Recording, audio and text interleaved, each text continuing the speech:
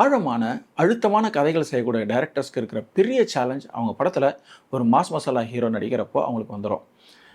அந்த படம் ஒரு ரீமேக்கா இருக்கிறப்போ, அந்த படம் ஃபெயில் ஆவறதுக்கான வாய்ப்புகள் ரொம்ப ரொம்ப அதிகமாயிடும்.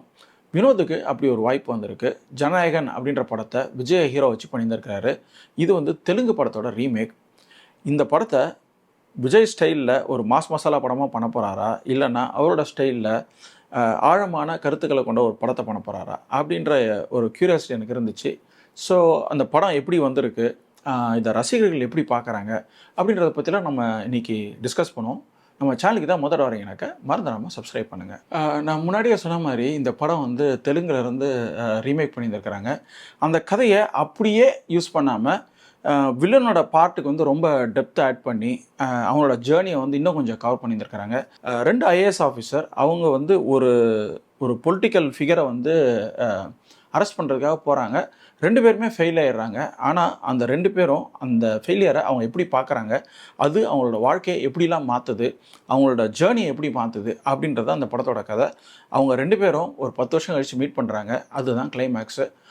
படத்தோட கதை வந்து தெலுங்கு படத்தை விட இதில் இன்னும் கொஞ்சம் நல்லா எடுத்து பண்ணியிருந்திருக்கிறாங்க. அது நல்லாவே வந்திருக்கு. இந்த படத்தில் ஒரு 3 தீமை வந்து எடுத்து கையாண்டிருக்கிறாங்க. ஒன்று, இந்த ஐபிஎஸ் ஆஃபீஸர், இந்த அரசியல்வாதி, இந்த 2 பேருக்கும் இடையில நடக்கிற சண்டை. செகண்ட் வந்து ஒரு அப்பா பொண்ணு, இவங்க 2 பேருக்கும் இடையில நடக்கிற ஒரு எமோஷ்னல் ஜேர்னி. மூணாவது வந்து அரசியல். இது வந்து விஜயோட கடைசி படம்ன்றனால நிறைய அரசியலும் பேசியிருந்திருக்கிறாங்க. பொலிட்டீஷியனும் விஜயும் மோதுற காட்சிகளை வந்து ரொம்ப அழகாக பண்ணியிருந்திருக்கிறாங்க. ஜென்ரலாக சண்டை காட்சிகள் வந்து எடுத்தோம் கவுத்தோன்னு வர்றப்போ அது வந்து எந்த வித இம்பேக்டும் க்ரியேட் பண்ணாமலே போயிடும். இதில் வினோத் வந்து ரொம்ப நல்லா ஒர்க் பண்ணியிருந்திருக்கிறாரு. ஒவ்வொரு ஸ்டண்ட் சீக்வன்ஸுக்கும் கரெக்டான ஒரு கான்ஃப்ளிக்டை வந்து பிடிச்சி அதை வந்து கொஞ்சம் கொஞ்சமாக வந்து பில்ட் பண்ணி கடைசியில் வந்து ஒரு ஸ்டண்ட்டாக ரிசால்வ் ஆகிற மாதிரி பண்ணியிருந்திருக்கிறாரு. அதனால் எல்லா ஸ்டண்ட் சீக்வன்ஸும் வந்து பார்த்து ரசிக்கிற மாதிரி இருந்தது. படத்தில் தேட்டரில் கண்டினியூஸாக எல்லா ஸ்டண்ட் சீக்வன்ஸுக்கும் அவ்வளோ விசில் பறக்க கைத்தட்டலோட படம் பார்த்தேன். ரொம்ப ஒரு இன்ட்ரெஸ்டிங்கான அனுபவமாக இருந்துச்சு. இப்படி ஒரு ஆக்ஷன் சீக்வன்ஸ் இருக்கிற ஒரு படத்தில் அப்பா பொண்ணு ரிலேஷன், அதில் வந்து ஒரு சாஃப்டான ஒரு எமோஷ்னல் சீன்ஸ், அதெல்லாம் வந்து எங்கே ஸ்பேஸ் இருக்கும் அப்படின்னு நினச்சிட்டு இருந்தேன். ஆனால் அங்கங்கே வந்து கரெக்டாக வச்சுருந்துருக்கிறாரு. அதில் வந்து ஒரு ஆழமான ஒரு ஒரு ஒரு சுச்சுவேஷனையும் வந்து வினோத் கையாண்டிருக்கிறாரு. ஒரு டீனேஜர், அவங்க பேரண்ட், அந்த ரிலேஷன் வந்து எப்படி இருக்கும் அப்படின்னா, ஒரு சில நேரம் வந்து நல்லா இருக்கும், ஒரு சில நேரம் வந்து அவங்க 2 பேருக்குள்ளே சண்டை வந்துடும். அது வந்து அந்த பேரண்ட்ஸை வந்து ஓரளவுக்கு ஹர்ட் பண்ணுன்னு நினைக்கிறேன்.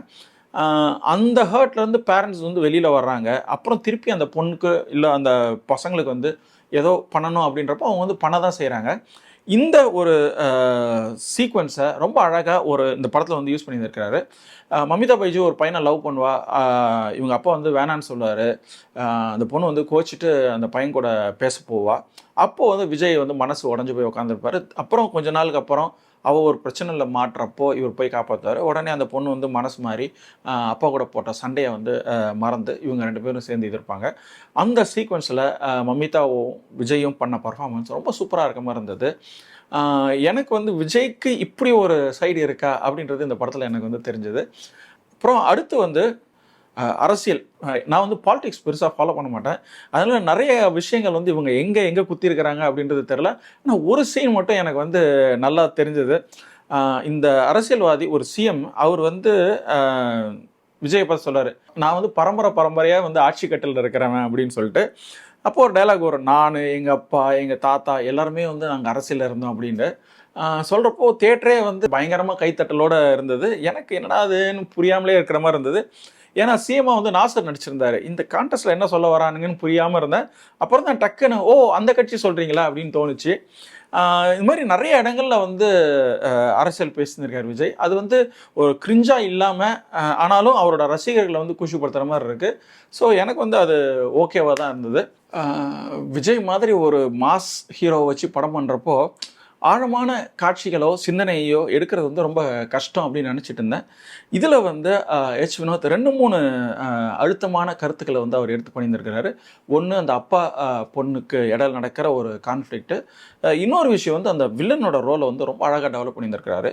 ஒரு மனுஷன் அவனை வந்து ரொம்ப கார்னர் பண்ணி அசிங்கப்படுத்துகிறப்போ அவன் எவ்வளோ தூரம் உடஞ்சி போயிடுறான், அந்த சுச்சுவேஷன்லேருந்து அவன் வெளியில் வர்றப்போ எவ்வளோ வெறுப்போட வெளியில் வர்றான், அந்த வெறுப்பு எப்படி அவனை சுற்றி இருக்கவங்க எல்லாத்தையும் சுட்டு பொசுக்குது அப்படின்ற ஒரு தீமை எடுத்து அழகான காட்சிகள் அமைச்சு நம்மளுக்கு வந்து அதை ரொம்ப கன்வின்சிங்காக ப்ரெசென்ட் பண்ணியிருந்திருக்கிறாரு.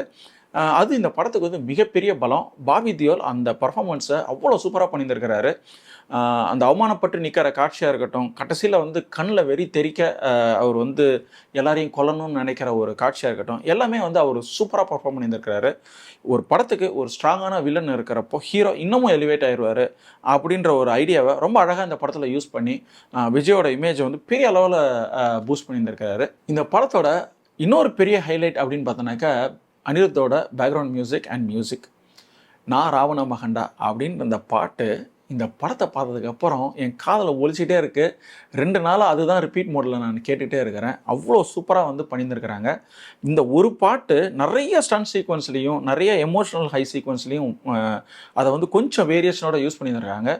எல்லா சீக்வன்ஸ்லேயும் அது வந்து அவ்வளோ அழகாக ஒர்க் அவுட் ஆகியிருந்திருக்கு. தியேட்டரில் வந்து ஆடியன்ஸ் விசில் அடிக்கிறது கொஞ்சம் கூட நிறுத்தாமல் அவ்வளோ தூரம் கண்டினியூஸாக விசில் அடித்து என்ஜாய் பண்ணிட்டு இருந்தாங்க. அந்த அளவுக்கு வந்து ஒரு இந்த பாட்டு வர்ற சீன்ஸ் எல்லாமே வந்து ஒரு கூஸ்பம் மூமெண்ட்டாக இருந்தது. அனிருத் அவரோட பாட்டுக்கு இந்த படத்தை பெரிய அளவில் எலிவேட் பண்ணியிருக்காரு அப்படின்னு நினைக்கிறேன். சரி அனிபால், இந்த படம் எப்படி வந்திருக்கு அப்படின்னு கேட்டிங்கனாக்கா, இந்த படத்தோட கதை ரொம்ப சூப்பராக இருக்குது. வினோத் வந்து நிறைய ஆழமான அழுத்தமான காட்சிகளையும் இந்த படத்தில் வச்சுருந்துருக்கிறாரு. விஜய் நிறைய காட்சிகளை வந்து அவரோட பர்ஃபார்மன்ஸ்னால பயங்கர பெரிய லெவலுக்கு எலிவேட் பண்ணியிருக்காரு. அனிருத்தும் அவரோட பாட்டுக்கு வந்து ரொம்ப அழகாக மியூசிக் போட்டு எல்லா சீன்ஸையும் எலிவேட் பண்ணியிருக்காரு. ஸோ ஓவராலாக இது வந்து பாமர மக்கள் ரசிக்கக்கூடிய ரொம்ப அழகான ஒரு பிளாக் பஸ்டர் மூவி. முடிஞ்சால் இந்த வீக்கெண்டே தியேட்டரில் ரசிகளோட படத்தை பார்த்து என்ஜாய் பண்ணுங்கள். இந்த ரிவ்யூ உங்களுக்கு பிடிச்சிருந்தனாக்கா லைக் பண்ணுங்கள், ஷேர் பண்ணுங்கள், சப்ஸ்கிரைப் பண்ணுங்கள். இன்னொரு நாள் இன்னொரு ரிவ்யூவோட சந்திப்போம். அது வரைக்கும்